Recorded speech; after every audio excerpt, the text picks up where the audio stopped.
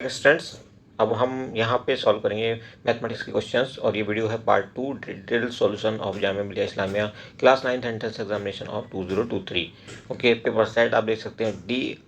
और चलिए कोशिश करेंगे यहाँ पे भी कि फुल कॉन्सेप्ट क्लैरिटी हो आपको, और ट्रिक्स का भी जहाँ तक हो सकता है इस्तेमाल खूब करेंगे। शुरू करते हैं क्वेश्चन नंबर 71 से। अब देखिए क्वेश्चन नंबर 71 कहता है for any natural number n greater than 1 which of the following triplet is Pythagorean. तो इनमें से पता करना है कि पाइथागोरियन ट्रिपलेट कौन सा है। तो अगर हम इनमें से किसी को भी पहले आप चेक करेंगे, हम थर्ड को चेक करते हैं और देखते हैं कि ये पाइथागोरियस ट्रिपलेट बना रहा है या नहीं बना रहा है। तो यहाँ पे दोनों छोटे नंबर, जैसे 2n है सबसे छोटा, इसका हम करेंगे स्क्वायर, और साथ ही साथ दूसरा क्या है n² - 1, इसका भी करेंगे हम स्क्वायर, और इन दोनों को ऐड करके देखेंगे कितना आता है। अगर इन दोनों को ऐड करने के बाद स्क्वायर करने के बाद अगर हमारा जो भी आता है वो तीसरा जो नंबर हमारा n² + 1 बचा, क्या नंबर बचा हमारे पास n² + 1, इसके स्क्वायर के अगर ये बराबर हैं तो समझिए ये पाइथागोरस ट्रिपलेट है। ओके, पाइथागोरियन ट्रिपलेट है और ये ऐसा ही होगा। आप चाहो तो चेक कर लो। अगर हम पहले दो को ऐड करते हैं तो देखिए ये हो जाएगा 4n² और ये n - 1 का होल स्क्वायर को अगर आप स्क्वायर करोगे तो यहाँ से मिलेगा हमें n⁴ + 1 - 2n²। अल्टीमेटली इसको इसके साथ देखो, दोनों एक जैसे हैं, माइनस कर दो, 2n² बचेगा यहाँ से, प्लस n⁴ + 1 ये बचा हमें, मिला हमें पहले दो नंबर्स के स्क्वायर करने से। अब हमारा लास्ट का नंबर क्या है n² + 1, इसका होल स्क्वायर करो, देखो क्या मिलता है। तो ये मिलेगा n⁴ + 1 + 2n²। दोनों सेम है ना, ये देखो ये और ये, ठीक है। तो इसका मतलब ये है कि ऑप्शन सी हमारा बिल्कुल करेक्ट है। नेक्स्ट देखिए क्वेश्चन नंबर 72 कहता है diagonals of a parallelogram are. तो पैरेललोग्राम मतलब जिसकी चार साइड्स हों और अपोजिट साइड जो है उसकी वो एक दूसरे के पैरेलल हों। तो ऐसा कौन कौन से पॉलीगन हो सकते हैं हमारे पास। ऐसा स्क्वायर होता है हमारे पास, और रेक्टेंगल भी होता है इसी टाइप का, उसमें भी अपोजिट साइड जो होती हैं पैरेलल होती हैं। लेकिन जो डायगोनल्स हमारे होते हैं वो इक्वल जरूर एक दूसरे को, मतलब बाइसेक्ट जरूर करते हैं, यहाँ पे भी स्क्वायर में भी, और 90 डिग्री पे भी काटते हैं स्क्वायर में, लेकिन रेक्टेंगल में वो 90 डिग्री पे एक दूसरे को नहीं काटेंगे। तो इसका मतलब ये हुआ कि ऑप्शन हमारा कौन सा सही हो जाता है, ऑप्शन बी हमारा यहाँ राइट हो जाएगा। ओके, नेक्स्ट देखिए, हमसे कहा गया है how many natural numbers lie between the square of 2 consecutive natural numbers. तो यहाँ दो चीज़ें हैं, दो नंबर्स नेचुरल नंबर्स के स्क्वायर के बीच जो अगर डिफरेंस पूछता वो तो होता, ये डिफरेंस पूछता तो होता 2n + 1।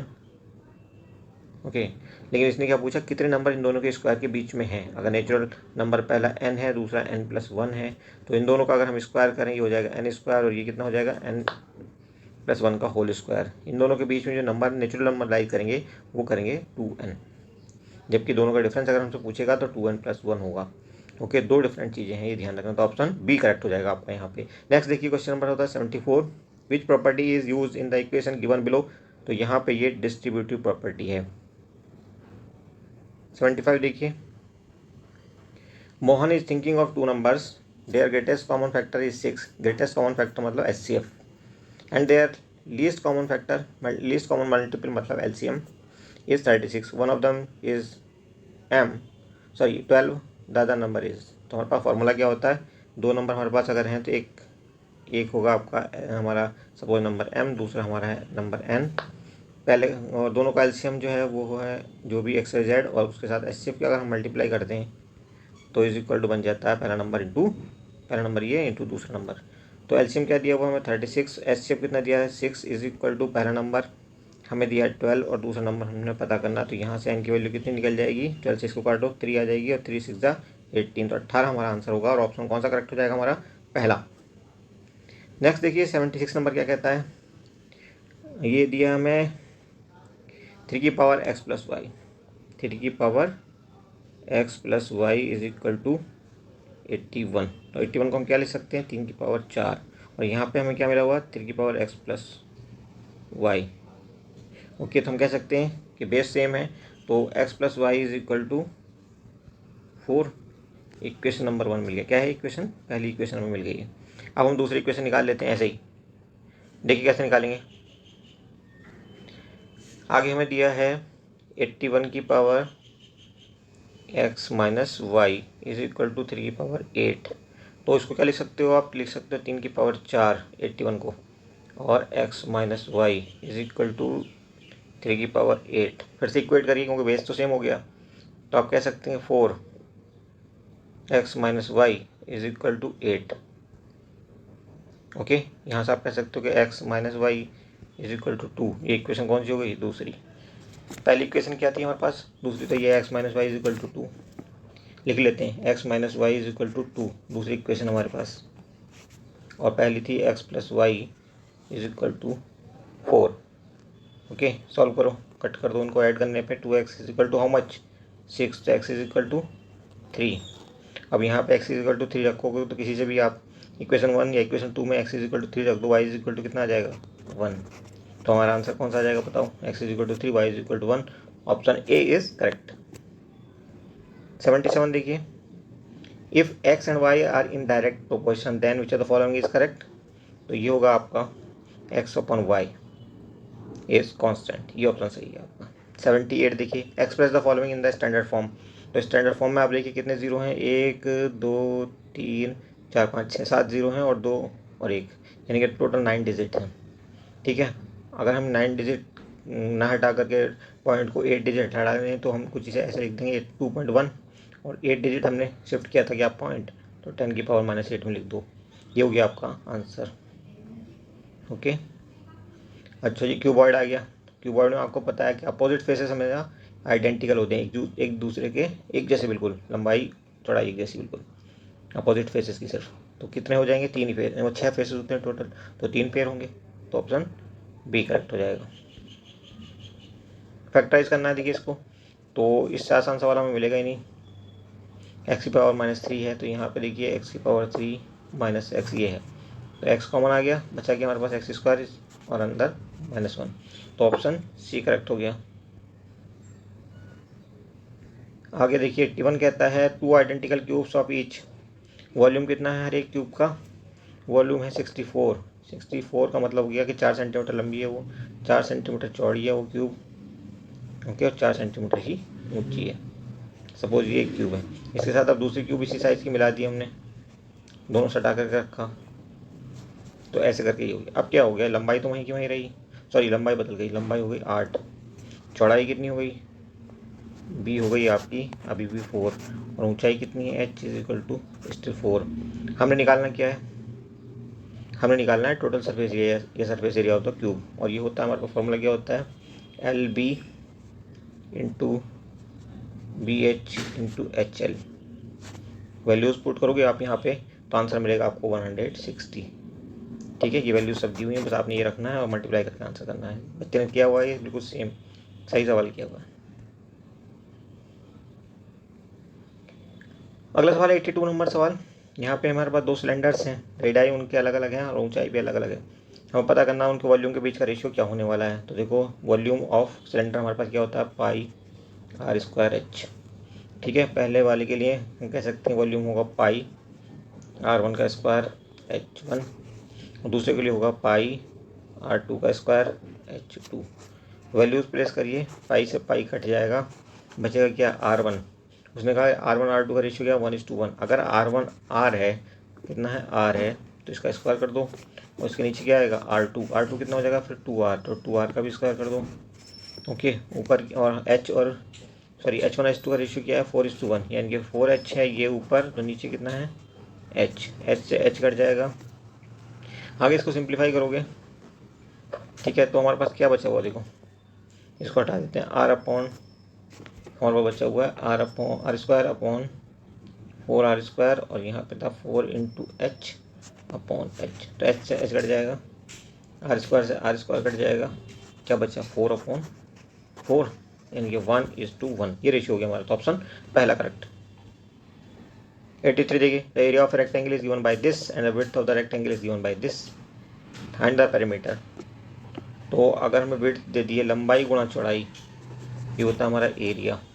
विड्थ हमें बी दे दी है, B is equal to how much 2xy, और area is equal to how much, area ये दिया हमें 6x स्क्वायर, ये आप कह सकते हो 6x square plus 4y² x। Okay, अब l निकालना है तो l इजिकल टू, हम क्या कह सकते हैं, l इजिकल टू a/b, यानी कि एरिया को आप इससे डिवाइड कर दोगे तो आपको मिल जाएगा क्या, l। और जब l मिल जाएगा तो हमें निकालना होगा पेरीमीटर, और पेरीमीटर का फॉर्मूला क्या होता है, 2 × l + b।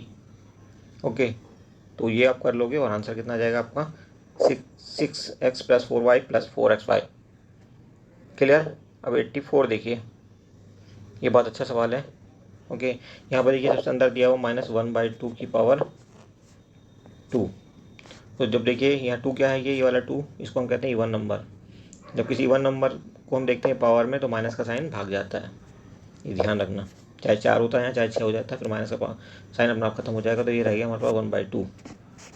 ओके, और पावर होनी थी इसकी, तो पावर अगर कर देंगे तो 1/4 बन गया अल्टीमेटली ये। ओके, लेकिन बाहर वाले ब्रैकेट में, अंदर वाला ब्रैकेट तो हो गया ख़त्म, तो हम इसे कह सकते हैं कि 1/4 बच्चा और इसके ऊपर जो है बीच वाला ब्रैकेट रह गया। और पावर है अब माइनस में, तो माइनस की पावर को भगाना है तो कैसे भगाएंगे जी, उसका तरीका ये होता है, इसको पलट दो। हमने इसको पलट दिया, 4/1 कर दिया, 4/1, और पावर कितनी हो गई, पॉजिटिव हो गई अब। ठीक है जी, तो पॉजिटिव होने का मतलब हो गया कि 4 × 4 मतलब 16, 16/1 हो गया। अब बीच वाली ब्रैकेट भी खत्म हो गई, अब बाहर वाली ब्रैकेट रह गई और इसकी पावर कितनी रह गई, -1।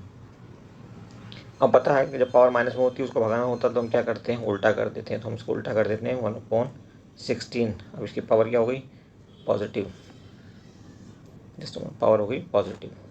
और इसे आप लिखो चाहे +1 को, चाहे मत लिखो, कोई फर्क नहीं पड़ता। तो आंसर कौन सा हो गया, पहला आंसर सही हो गया आपका। अब देखो क्लैरिटी आनी चाहिए आपको, 100% कोशिश है हमारी कि आपको ये समझ में आए। अगर फिर भी आपको लगता है कि समझ में नहीं आया तो हमें बता देना कमेंट करके, हम आपको बोर्ड पर करके बता देंगे सवाल। फिर 85 देखिए, if we throw a coin the sample space will be. Coin को अगर हम थ्रो करेंगे तो क्या मिलेगा हमें, या तो हेड मिलेगा या फिर टेल मिलेगा, और कुछ मिलना ही नहीं है। तो ऑप्शन सी करेक्ट हो जाएगा। 86 देखिए, 86 में कहता है rational number can be expressed as a terminating decimal if its denominator has factors. Denominator मतलब नीचे वाला। अब अगर कोई फ्रैक्शन आपके पास है, सपोज आपके पास फ्रैक्शन है 7/10, तो आप इसको लिख सकते हो 7/2 × 5, यानी कि 2 की पावर यहाँ 1 है, 5 की पावर भी 1 है। यहाँ पावर बदल भी सकती है, 2 हो जाए, कहीं पर 3 हो जाए, इनमें से किसी की भी, चाहे इसकी बदले चाहे इसकी बदले, कोई फर्क नहीं पड़ता।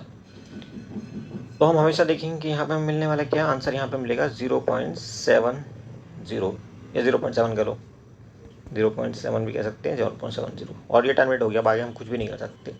ठीक है जी, ऐसे ही और देखो कुछ और एग्जाम्पल हम देखते हैं। अगर हम देखें 7/8, तो यहाँ पे हम क्या कह सकते हैं, 7/2 की पावर 3 है, यानी कि फिर से 2 की पावर में आगे मामला। तो चाहे 5 की पावर आ जाए नीचे, चाहे 2 की पावर आ जाए, चाहे दोनों की पावर आ जाए, ये क्या होगा, टर्मिनेटिंग हो जाएगा। जैसे इसकी वैल्यू क्या हो जाएगी, 7/8 की वैल्यू हो जाएगी पॉइंट या 0.875, इसके आगे कुछ नहीं हो सकता, टर्मिनेट हो चुका है ये।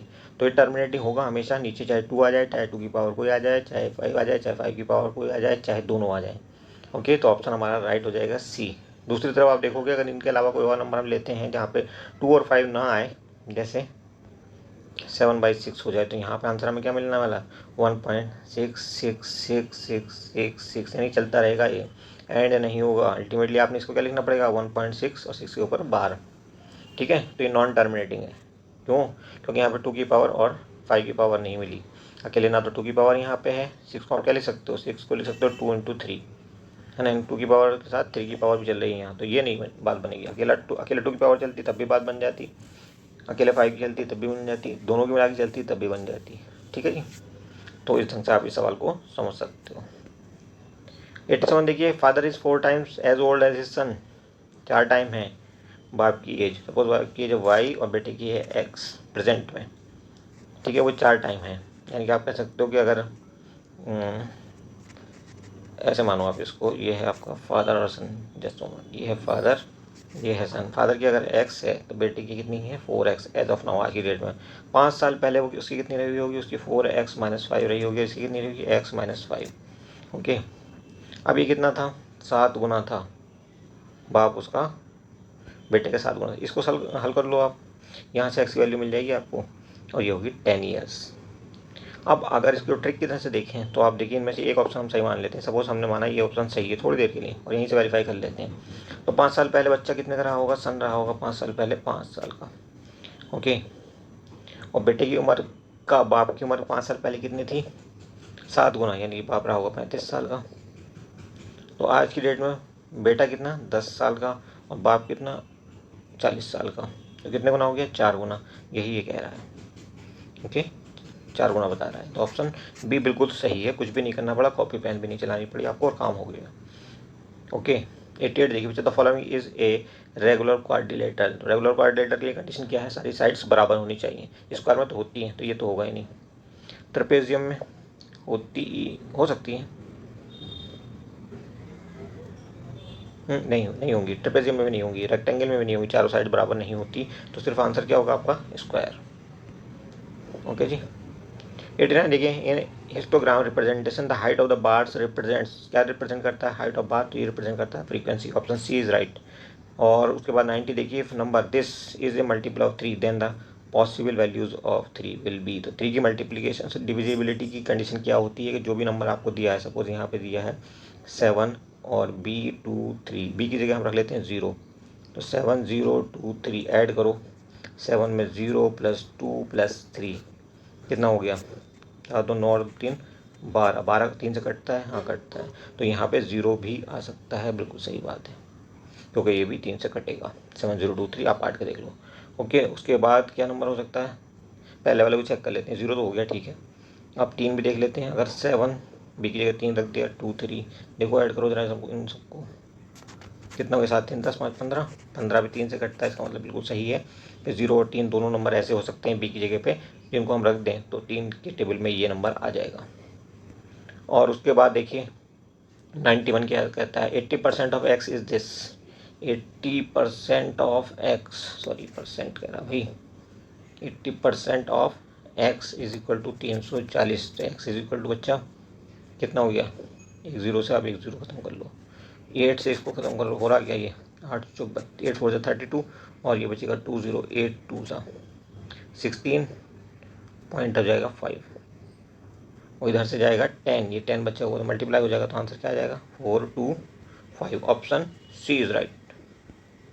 और उसके बाद देखिए 92 नंबर सवाल कहता है, mark price of an article is 100 and it is sold at 76, then the discount कितना हो गया भाई 24 रुपये का, कितने पे हुआ 100 रुपये पे, तो कितना परसेंट हुआ 24%, परसेंट मतलब 100 पे होने वाला फ़ायदा नुकसान या discount. 93 for white value of x the expression this and S will become equal, तो वाई वैल्यूज रख देख लो, 5x - 6, 5x - 6 is equal to 2x + 3, देखो बराबर होता है कि यहाँ पे ये रखा, अगर पहला ये सही है तो 5 × 0 यानी कि 0 -6, इधर से -6 मिला, यहाँ पे क्या हुआ 0, इधर से क्या मिला 3 प्लस का, तो ये नहीं हो सकता आंसर हमारा, ठीक है। ऐसी आंसर आप चेक करो, यहाँ पर डी आपका आंसर मिल जाएगा। और उसके बाद 94 नंबर सवाल देखिए, 94 सवाल ये हमने प्रेडिक्ट किया था एग्जाम से मुश्किल से 7-8 दिन पहले हमने एक वीडियो डाला था इसी ट्रिक पे। तो ट्रिक क्या है बच्चों, देखो यहाँ पे कॉस्ट प्राइस के साथ कोई नंबर दिया होगा और सेलिंग प्राइस के साथ कोई नंबर दिया होगा, लेकिन रुपयों की बात नहीं हुई है। तो अब देखो इन दोनों नंबर का अंतर क्या है 2, ओके, और सेलिंग प्राइस एस पी के साथ जो नंबर दिया वो क्या है, वो है 10, तो 2/10 हो गया, इंटू 100 कर दो, तो ये हो जाएगा आपका प्रॉफिट या लॉस। अब बताएंगे लॉस हो रहा है या प्रॉफिट, वो कैसे, देखो सी पी के साथ जो नंबर है 12 वो बड़ा है, तो यहाँ प्रॉफिट हो रहा है, क्या हो रहा है प्रॉफिट, कट करो 10 × 2 20% का प्रॉफिट होगा, ये बी ऑप्शन करेक्ट है। 95 देखिए, विदाउट पेन करने वाला सवाल था ये, हमने आपकी वजह से पेन चलाया, अदरवाइज ज़रूरत नहीं थी, तो उस पर प्रैक्टिस कर लेना। अगर गोइंग फॉरवर्ड आप कोई एग्जाम ऐसा देने जा रहे हैं तो इन सब प्रैक्टिस करना बहुत ज़रूरी है। और हमने कहा भी था डेलिबरेटली, बहुत सारे व्हाट्सएप ग्रुप वगैरह में भेजा था, बच्चों को फ़ायदा इससे हुआ होगा, एक क्वेश्चन फ्री का मिल गया उनको। Find the number of side of regular polygon whose each interior angle has a measure of 45। यहाँ पे हमें दिया क्या है, हमें दिया है एक्सटीरियर एंगल जो कि 45 डिग्री का। फॉर्मूला हमारे पास होता है number of sides is equal to 360, किसी पॉलीगन के लिए ले लो जो रेगुलर हो, 360 आएगा, ठीक है, अपॉन 45 जो एक्सटीरियर एंगल है, कट करोगे यहाँ पे आएगा 8, और ऑप्शन कौन सा करेक्ट हो जाएगा डी। तो कहना चाहिए वर्बल है सवाल एकदम, अगर आप प्रैक्टिस है तो। 96 कहता है तो फॉलोइंग इज बाई नॉमियल, तो अलग अलग दो टर्म, बाई मतलब 2 टर्म चाहिए हमें, तो ये हो जाएगा आंसर आपका। और 97 कहता है how can the statement 3/4 of a number, suppose वो नंबर है x, उसका 3/4 कितना हो जाएगा 3/4x, okay, is equal to 5 more than its 2/3, तो इस नंबर का 2/3 कितना होगा x, और इससे 5 ज़्यादा है मतलब इतना, is equal to this. Okay, तो ये ऑप्शन पहला करेक्ट हो जाएगा आपका। तो बिल्कुल ऐसे सवाल थे, अगर आपको कॉन्सेप्ट क्लियर है तो फिर आप बगैर कॉपी पेन के भी कर सकते हो बहुत सारे सवाल। अब देखिए, ए प्लस बी का whole square, A square plus B square is equal to 58 दिया और ए माइनस बी दिया है, तो हम क्या करेंगे, ए माइनस बी का होल स्क्वायर हम कैसे खोलते हैं, हम खोलते हैं A square plus B square minus 2ab से। ओके, अब आप यहाँ पे देखो क्या क्या दिया, ये दिया हमें 58, तो इसकी जगह हम रख देंगे 58 minus 2ab as it is रखा है दो, और ये माइनस बी कितना दिया हमें 4 का कर दिया स्क्वायर यानी कि 16, तो 16 is equal to 58 minus 2ab, 2ab, यहाँ से 2ab वैल्यू निकाल लो, कितनी आ गई, ab की वैल्यू सॉरी 21। और उसके बाद कहता है which are the following statement is true when calculating interest compounded half yearly, interest को हाफ ईयरली कंपाउंड किया गया है और कीपिंग द प्रिंसिपल कांस्टेंट। तो जब इंटरेस्ट को हाफ ईयरली कर दिया गया है तो रेट आधा हो जाएगा और टाइम डबल हो जाएगा, तो यहाँ हो जाएगा डी ऑप्शन करेक्ट। 99 के बाद आता है 100। एक बस ट्रेवल करती है 160 किलोमीटर 4 घंटे में, तो उसकी स्पीड कितनी हो गई, यानी कि 1 घंटे में कितना चला, 160/4 यानी कि 1 घंटे में वो चला 40 किलोमीटर बस चली। और ट्रेन चली है आपकी 320 किलोमीटर और वो भी 5 घंटे में, यानी कि 64 किलोमीटर हर घंटे में चली वो। दोनों का रेशियो निकालोगे तो 40 को आप 64 से डिवाइड करोगे, यानी कि 5/8 आपका आंसर आ जाएगा, 5:8 सॉरी, 5:8 कौन सा आंसर होगा आपका, सी में दिया हुआ है, सी आंसर आपका करेक्ट हो जाएगा। That's all in this video. I hope हमने जगह जगह पे आपको तमाम तरह की कॉन्सेप्ट क्लैरिटी दी है हर एक सवाल में, और ट्रिक्स का भी भरपूर इस्तेमाल किया है। इन ट्रिक्स को आपको ज़्यादा प्रैक्टिस करनी है तो आपको हमारे दूसरे वीडियोज़ देखने होंगे। अगर आपको लिंक नहीं मिलता है डिस्क्रिप्शन बॉक्स में तो आप कमेंट करके हमसे मंगा सकते हैं, हमारा व्हाट्सअप ग्रुप ज्वाइन कर सकते हैं, दैट इज ऑल्सो फ्री, और टेलीग्राम ग्रुप से जुड़ करके भी आप इस तरह के ट्रिक्स वगैरह आसानी से पा सकते हैं, नोटिफिकेशन और PDF वगैरह भी आसानी से पा सकते हैं, that is also free of cost. Thank you for watching, see you soon.